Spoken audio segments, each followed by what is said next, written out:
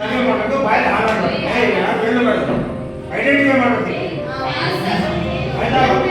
Silent ಆಗಿ ಕೇಳಿಸ್ಕೊಂಡ್ರಿ, sound ಮಾಡಿದ್ರೆ ಅದು ಮ್ಯೂಸಿಕ್ ತಪ್ಪಾಗುತ್ತೆ. ಸೈಲೆಂಟ್ ಆಗಿರೋ ಮಾತ್ರ ಕರೆಕ್ಟ್ ಆಗಿ ಮ್ಯೂಸಿಕ್ ಬರ್ಬೇಕು.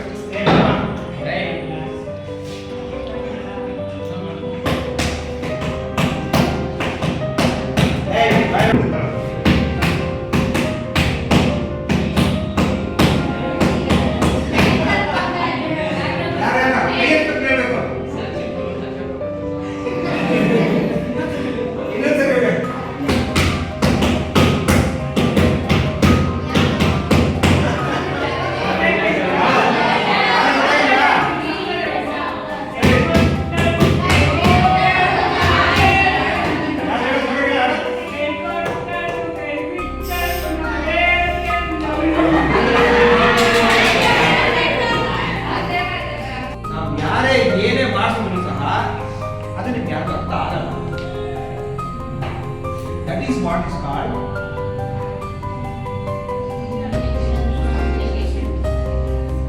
ನಾವು ಏನ್ ಮಾಡ್ತೀರಲ್ಲ, ನೀವೇನ್ ಮಾಡ್ತೀರಿ, ನೀವೇನ್ ಮಾಡ್ತೀರಲ್ಲ, ಆ ಹಾಡು ನಿಮ್ಮ ಮೈಂಡ್ ಅಲ್ಲಿ, ಅದಕ್ಕೆ ನೀವು ಮಾಡ್ತಾ ಇರೋ ಮ್ಯೂಸಿಕ್ ಕರೆಕ್ಟ್ ಆಗಿ ಐತೆ ಅನಿಸ್ತಾ ಇದೆ.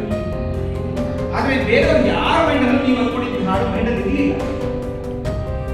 ಅದಕ್ಕೆ ಆ ಹಾಡು ಏನ್ ಮಾಡಿದ್ರು ಹೊಳೆಯಲ್ಲ. ನಿಮ್ಮ ಮೈಂಡ್ ಅಲ್ಲಿ ಇರೋದನ್ನ ಇನ್ನೊಬ್ಬರಿಗೆ ಕನ್ವೆ ಮಾಡೋದಿದೆಯಲ್ಲ, ತುಂಬಾ ಕಷ್ಟವಾದ ಕೆಲಸ. ತುಂಬಾ ಕಷ್ಟವಾದ ಕೆಲಸ.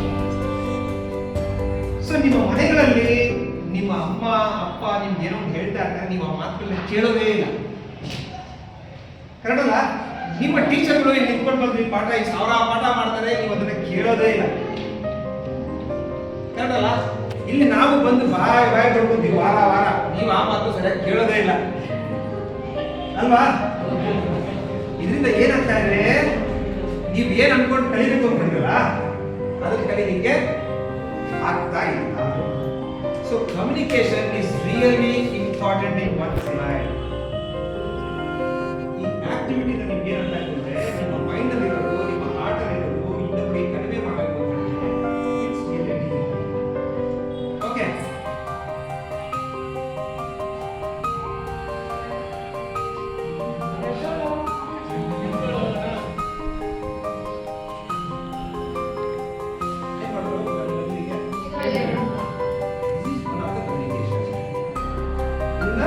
ನಾನ್ ವರ್ಬಲ್ ಕಮ್ಯುನಿಕೇಶನ್. ಇವಾಗ ನಾವು ಮಾಡಿದ್ದು activity based communication. Activity based communication ತುಂಬಾ ಕಷ್ಟ. ವೆರಸ್ ನಾನ್ ವರ್ಬಲ್ ಕಮ್ಯುನಿಕೇಶನ್ ಗಟ್ಟಿ ಇದೆ. ಕುತ್ಕೊಳ್ಳೋಣ, ಹೇಳಿದ ತಕ್ಷಣ ಕುತ್ಕೊಳ್ಳೋಣ. ವರ್ಬಲ್ ಕಮ್ಯುನಿಕೇಶನ್ ಕರೆಕ್ಟಾ? ಅದೇ ಕಮ್ಯುನಿಕೇಶನ್ ಅಲ್ಲಿ ಲಾಸ್ಟ್ ಟೈಮ್ ನಿಮಗೆ ಆಕ್ಟಿವಿಟಿ ಮಾಡಿಸಿದ್ದೆ, ಎಲ್ಲರೂ ಕೈ ಎತ್ತಿ ಅಂತ ಹೇಳೋದು, ನಾನು ಮೇಂಟೈನ್ ಮಾಡಬೇಕು ಅಂತ ಹೇಳೋದು ಮಾಡಿಸಿದ್ನಾ? ಸರಿ, ನಾನು ಹೇಳ್ತೀನಿ, ನೀವು ಮಾಡಬೇಕು.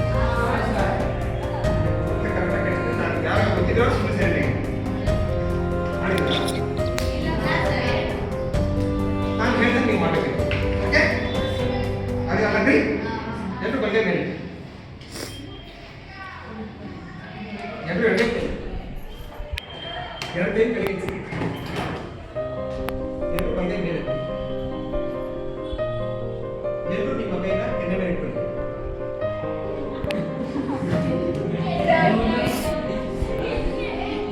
ಎಷ್ಟು ಜನ ಇಲ್ಲಿ ಇಟ್ಕೊಳ್ರಿ? ಎಷ್ಟು ಜನ ಇಲ್ಲಿ ಇಟ್ಕೊಳ್ರಿ? ಕರೆಕ್ಟ್ ಅಲ್ವಾ? ಇಲ್ಲಿ ಒಂದು ಕಮ್ಯುನಿಕೇಶನ್ ಗ್ಯಾಪ್ ಆಯ್ತು. ಏನಾಯ್ತು? ನಾನು ಏನ್ ಹೇಳಿದ್ದೆ ನಿಮಗೆ ಮೊದಲು? ಹೇಳಿದ್ನ ಮಾಡಬೇಕು ಅಂತ ಹೇಳಿ. ನೀವೆಷ್ಟೋ ಜನ ಏನ್ ಮಾಡಿದ್ರಿ? ನೀವು ನೋಡಿದ್ದನ್ನ ಮಾಡಿದ್ರಿ. ಕಮ್ಯುನಿಕೇಶನ್ ಅನ್ನೋದು ತುಂಬಾ ಇಂಪಾರ್ಟೆಂಟ್. ಅದಕ್ಕೆ ನಾವು ಏನ್ ಹೇಳಿದ್ವಿ ಕೇಳಬೇಕು ಅಂದಾಗ ನೀವು ಸುಮ್ಮನೆ ಕಣ್ಣು ಮುಚ್ಕೊಂಡು ಮಾಡಬೇಕು. ನೀವು ಕಣ್ಣು ಮುಚ್ಕೊಂಡು ಮಾಡಿದ್ದೀರಿ, ನಾನು ಬಲ್ಗೆ ಇತ್ತು ಅಂದ್ರೆ ನೀವು ಬಲ್ಗೆ ಇರ್ತಾರೆ, ನಾನು ಅಡುಗೆ ಇತ್ತು ಅಂದ್ರೆ ಅಡುಗೆ ಇರ್ತಾರೆ, ಬಲ್ಗೆ ಎರಡು ಕೈ ಇಟ್ಕೊಂಡು ಇಡ್ತೀನಿ, ಬಲ್ಗೆನ ಕೆನೆಯಲ್ಲಿ ಇಟ್ಕೊಂಡು ಇಲ್ಲೇ ಇಟ್ಕೊಂಡು ಕಣ್ಣು ಮುಚ್ಕೊಂಡು ಮಾಡಿದ್ರೆ ಈ ಕಮ್ಯುನಿಕೇಶನ್ ಅನ್ನೋ ಮಜಾ ಇದೆಯಲ್ಲ, ತುಂಬಾ ಮಜಾ. ಆಕ್ಚುಲಿ ಸಖತ್ತಾಗಿರುತ್ತೆ. ನಾವು ಎಷ್ಟು ಆರಾಮಾಗಿ ನಾವು ಫಿಲಮ್ನ ಎಲ್ಲ ನೋಡ್ತಾ ಇರ್ತೀವಿ, ಆ ಫಿಲಮ್ ಎಲ್ಲ ನಮ್ಗೆ ತುಂಬಾ ಫೀಲ್ ಆಗ್ತಾ ಇರುತ್ತೆ. ಯಾಕೆ ಅಂತ ಹೇಳಿದ್ರೆ ನಮ್ಮ 5 ಸೆನ್ಸಸ್ ರೀಚ್ ಆಗ್ತಾ ಇರುತ್ತೆ. ಸೊ ನಮ್ಮ ಕಮ್ಯುನಿಕೇಶನ್ ಹೇಗಿರ್ಬೇಕು ಅಂತ ಹೇಳಿದ್ರೆ ನಮ್ಮ 5 ಅಂಗಾಂಗಗಳಿಗೆ ಪಂಚೇಂದ್ರಿಯಗಳು ಏನ್ ಹೇಳ್ತೀವಿ ಅಲ್ಲಿಗೆ ರೀಚ್ ಆಗ್ತಾ ಇರುತ್ತೆ. ಆಗ ಮಾತ್ರ ನಮ್ಮ ಕಮ್ಯುನಿಕೇಶನ್ ಕರೆಕ್ಟ್ ಆಗಿ ಆಗ್ತಾ ಇದೆ ಅಂತ. ಇವು ನಮಗೂ ಕಮ್ಯುನಿಕೇಟ್ ಆಗ್ತಾ ಇದೆ. ಎಲ್ಲರೂ ಸರಿಯಾಗಿ ಹೇಳ್ಕೊಂಡಿದ್ದಾರೆ, ಯಾವಾಗ ಇಬ್ಬರು ನಡ್ಕೊಂಡಿದ್ದಾರೆ, ಏನೋ ಮಾತಾಡ್ಕೊಂಡಿದ್ದಾರೆ. ಅದು ನಮ್ಗೆ ಕಮ್ಯುನಿಕೇಟ್ ಆಗ್ತಾ ಇದೆ ಅಂದ್ರೆ ಇವ್ರು ಕ್ಲಾಸಲ್ಲಿ ಇಂಟ್ರೆಸ್ಟ್ ಇಲ್ಲ ಅನ್ನೋದು ಕಮ್ಯುನಿಕೇಟ್ ಆಗ್ತಾ ಇದೆ ಅಲ್ವಾ? So you have to be attentive in the class.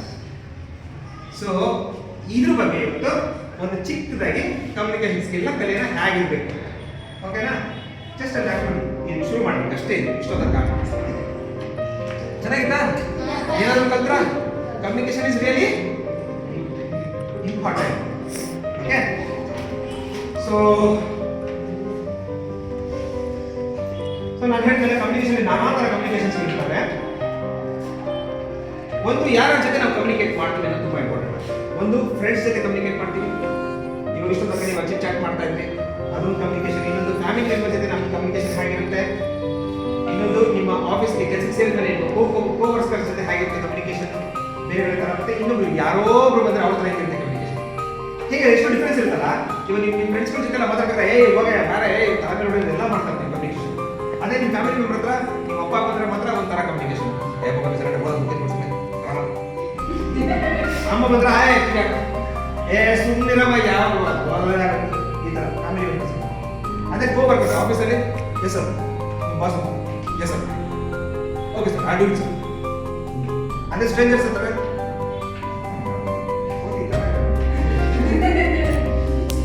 So ನಮ್ಮ ಕಮ್ಯುನಿಕೇಶನ್ಸ್ ಬೇರೆ ಬೇರೆ ಥರ ಇದೆ, ಬೇರೆ ಬೇರೆ ಜನ ಕರೆಕ್ಟ್ ಅಲ್ವಾ? So speaking words and sentence. So ಮಾತಾಡ್ಬೇಕಾದ್ರೆ ಕರೆಕ್ಟಾಗಿ ಅರ್ಥ ಆಗ್ಬೇಕು. ನಾವು ಮಾತಾಡೋ ಸ್ಪಷ್ಟತೆ ಇರಬೇಕು. ಇವಾಗ ನಾನು ಮಾತಾಡೋದೆಲ್ಲ ನಿಮ್ಗೆ ಅರ್ಥ ಆಗ್ತಿದೆಯಾ? ಹಾಗಾದ್ರೆ ಏನಂತ ಸ್ಪಷ್ಟತೆ. It should not be confusing ಇರಬಾರ್ದು. ಓಕೆನಾ? So communication is sharing information between 2 or more people to reach a common understanding. Okay, communication ಒಂದು ಪ್ರಾಸೆಸ್. ಸಿ ಪ್ರತಿಯೊಂದು ನಮ್ಮ ಜೀವನದಲ್ಲಿ ಒಂದು ಪ್ರಾಸೆಸ್. ಏನೇನು ಪ್ರಾಸೆಸ್ ಅಲ್ಲಿ ಏನೇನು ಇರುತ್ತೆ? ಒಂದು ಹೇಳುವವರು ಅಂದರೆ ಸೆಂಡರ್. ಒಂದು ಸೆಂಡರ್ ಇರಲೇಬೇಕು. ಸೆಂಡರ್ ಮಾತು ಏನು, ಆ ಒಂದು ಮೆಸೇಜ್ ಇರಬೇಕು. ಇನ್ನೊಂದು ರಿಸೀವರ್ ಇರಲೇಬೇಕು. ಇದರಲ್ಲಿ ರಿಸೀವ್ ಆದಮೇಲೆ ನಾನು ಹೇಳಿದ್ದಕ್ಕೆ ನೀವೆಲ್ಲ ಅರ್ಥ ಇದ್ದೀರಲ್ಲ, ಅದು ಫೀಡ್ಬ್ಯಾಕ್. ಇದಿಷ್ಟು ಕಂಪ್ಲೀಟ್ ಆದಾಗ it's a complete process of communication. ಓಕೆನಾ? So next the messages may be ಒಂದು ಲವ್ ಲೆಟರ್ ಕೊಡೋದು, ರಿಟರ್ನ್ ಕಮ್ಯುನಿಕೇಶನ್. ಓಕೆನಾ? ಇನ್ನೊಂದು ಮಾತಲ್ಲಿ ಹೋಗ್ಬಿಟ್ಟು ಹುಡುಗಿ ಹೋಗ್ಬಿಟ್ಟು ನಿಮಗೆ ಎಷ್ಟೈತೆ ದುಡ್ಡು ರೆಡಿ ಪಾರ್ಕ್ ಹೋಗೋಣ, ಫಿಲಮ್ ಹೋಗೋಣ. ಓರಲ್ ಕಮ್ಯುನಿಕೇಶನ್ ಇದೇ ತಾನೇ ಮಾಡೋದು ಹೆಣ್ಮಕ್ಳು? ಅದೇ ತಾನೇ ಓಕೆ. ಸೊ ಕಮ್ಯುನಿಕೇಶನ್ ಒಂದು ರಿಟರ್ನ್ ಇರ್ಬೋದು, ಒಂದು ಓರಲ್ ಇರ್ಬೋದು. ಓಕೆನಾ? ಸೊ ಇದರಲ್ಲಿ ಪ್ರಾಸೆಸ್ ಅಲ್ಲಿ ಫಸ್ಟ್ ಏನಂದ್ರೆ sender. So sender is ಇನಿಷಿಯೇಟರ್ of the message. Next message ಅಂದ್ರೆ ಆ content is the message. Ending ಅಂದ್ರೆ ಏನು ಕೊಡ್ತೀವಿ ಅಂದ್ರೆ ಆ ಮೆಸೇಜ್ ಏನು ಕೊಡ್ತೀವಿ. ರಿಸೀವರ್ ಅಂದ್ರೆ ನೀವು. Okay, characteristics of communication. So ಈಗ ಯಾವುದೊಂದು ಕಮ್ಯುನಿಕೇಶನ್ ಒಂದಷ್ಟು ಕ್ಯಾರೆಕ್ಟರಿಸ್ಟಿಕ್ಸ್ ಇರುತ್ತೆ. ಆ ಕ್ಯಾರೆಕ್ಟರಿಸ್ಟಿಕ್ಸ್ ಏನು ಅನ್ನೋದಲ್ಲ. ಅದರಲ್ಲಿ ಫಸ್ಟ್ ಒಂದು ಕ್ಲಾರಿಟಿ ಇರಬೇಕು. ಸೆಂಟರ್ಗೆ ಕ್ಲಾರಿಟಿ ಇರಬೇಕು. ನಾನು ಏನು ಹೇಳಬೇಕು ಅನ್ನೋದನ್ನ ಕರೆಕ್ಟಾಗಿ ನನ್ನ ಮೈಂಡಲ್ಲಿ ಇರಿಸಿ. ನಾನು ಯಾವ ಹಾಡನ್ನ ನಾನು ಇಲ್ಲಿ ಬಾರಿಸಿದೆ ಆ ಹಾಡು ನನಗೆ ಕರೆಕ್ಟಾಗಿ ಗೊತ್ತಿರಬೇಕು. ನನಗೆ ಆ ಪದ ಕರೆಕ್ಟಾಗಿ ಗೊತ್ತಿಲ್ಲ, ನಾನು ಹೆಂಗೆ ಬಾರಿಸ್ತೀನಿ. ಸೊ ಆ ಇನ್ಫಾರ್ಮೇಷನ್ ಕ್ಲಾರಿಟಿ ಇರಬೇಕು. ಸೆಕೆಂಡ್ ಕಾನ್ಷಿಯಸ್ನೆಸ್, ಆಕ್ಟಿವ್ ಲಿಸ್ನಿಂಗ್ ಇರಬೇಕು. ನಾನು ಯಾಕೆ ಅಂತ ಸರಿಯಾಗಿ ಕೇಳಿಸ್ಕೊಡಿ ಅಂತಂದರೆ ನೀವು ಕರೆಕ್ಟಾಗಿ ಕೇಳಿಸ್ಕೊಂಡಿಲ್ಲ ಅಂದರೆ ಆ ಮೆಸೇಜ್ ಏನು ನಿಮ್ಗೆ ಅರ್ಥನೇ ಆಗಲ್ಲ. So you should be silent, you clearly listen ಮಾಡಬೇಕು. ಸೊ ನೆಕ್ಸ್ಟ್ ಎಂಪತಿ ಹಾಗೂ ಬೇರೆದು ಬರುತ್ತೆ. ಎಂಗೇಜ್ಮೆಂಟ್, ಕಾನ್ಫಿಡೆನ್ಸ್ ಇರಬೇಕು. ನಾನು ಇಲ್ಲಿ ಬಂದ್ಬಿಟ್ಟು ಭಯ ಬಿಟ್ಕೊಂಡು ನಡುತ್ತಾ ಇದ್ದೆ ಬಾರಿಸ್ತಾ ಇದ್ದಿದ್ರೆ ಆ ಬಾರಿಸೋದು ಹಾಡು ಜೊತೆಗೆ ಬೇರೆ ಏನೋ ಮಿಕ್ಸ್ ಆಗಿದೆ.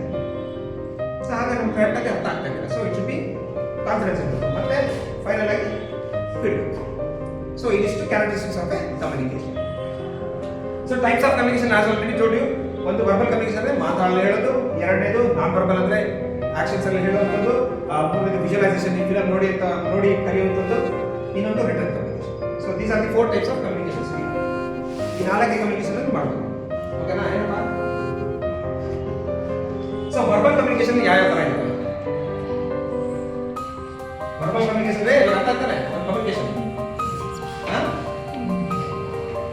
ಒಂದು ಇಂಟ್ರಾ ಪರ್ಸನಲ್ ಅಂದ್ರೆ ಇಬ್ರು ಇರ್ತಾರೆ, ಇಂಟ್ರಾ ಪರ್ಸನಲ್ ನಾನು ನಿಮಗೆ ನೀವು ಅಷ್ಟೇ. ನೆಕ್ಸ್ಟ್ ಇಂಟರ್ ಪರ್ಸನಲ್ ಅಂದ್ರೆ ನಾಲ್ಕೈದು ಜನ ಗ್ರೂಪ್ ಆಕ್ಟಿವಿಟಿ ಮಾಡ್ತಾರೆ.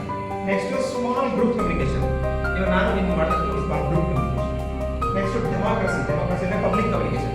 ಇವಾಗ ರಾಜಕಾರಣಿಗಳು ಹೋಗ್ಬೇಕು, ಈಗ ಭಾಷಣ ಮಾಡ್ತಾರೆ, ಅಲ್ಲೆಲ್ಲ ಜನ ಏನೋ ಇರ್ತಾರೆ, ಕೊನೆಯ ಒಂದ್ಸರಿ ಜೈಕಾರ ಅರ್ಥ ಆಗ್ತಾರೆ, ಏನು ಅರ್ಥ ಆಗಿಲ್ಲ, ಅದು ಪಬ್ಲಿಕ್ ಕಮ್ಯುನಿಕೇಶನ್. ಇನ್ನೊಂದು ಮಾಸ್ ಕಮ್ಯುನಿಕೇಶನ್. ಮಾಸ್ ಅಂತ ಹೇಳಿದ್ರೆ ಇಲ್ಲಿ ಜಾಸ್ತಿ ಜನ ಅಂತ ಪಬ್ಲಿಕ್ ಅಲ್ಲಿ ಟಿವಿನಲ್ಲಿ ಮಾತಾಡೋದು, ಪ್ಯಾನಲ್ ಡಿಸ್ಕಷನ್ಸ್ ಆಗಿರ್ಬೋದು, ಇದೆಲ್ಲ mass communications. So non verbal communication. Non verbal ಅಂದ್ರೆ ನಿಮ್ಗೆ ಆಲ್ರೆಡಿ ಅರ್ಥ ಆಗಿದೆ, ಆಕ್ಷನ್ ಮೂಲಕ ಹೇಳುವಂಥದ್ದು non verbal. Third written communication. Written ಅಂದ್ರೆ ಒಂದು ಲೆಟರ್ ಇರುತ್ತೆ, ಒಂದು ಸಿಂಬಲ್ ಇರುತ್ತೆ, ಇನ್ನೊಂದು ವರ್ಡ್ಸ್. ಈ ಮೂರು ಒಂದು ಸಿಂಬಲ್ಸ್ ಅಥವಾ ವರ್ಡ್ಸ್ ಮೂಲಕ ನಾವು ಕಮ್ಯುನಿಕೇಟ್ ಮಾಡ್ತೀವಿ. So examples of return communication ಎಲ್ಲ ಆಲ್ರೆಡಿ ಗೊತ್ತಿದೆ. ಒಂದು letters, application, memo, report, browsers, leaflets, personalise emails, advertisement, online messages. So ಎಲ್ಲದೂ ಇಮೇಲ್ ಎಲ್ಲ ಇದೆಯಾ? ಸೊ ಇದೆಲ್ಲ return communication examples. Fourth visual communication. Listening communication. Listening communication ಅಂತ ಇವಾಗ ನೀವು ಮಾಡೋದು ಫಸ್ಟ್ ಆಕ್ಟಿವಿಟಿ ಮಾಡ್ತಾರೆ, that is called listening communication.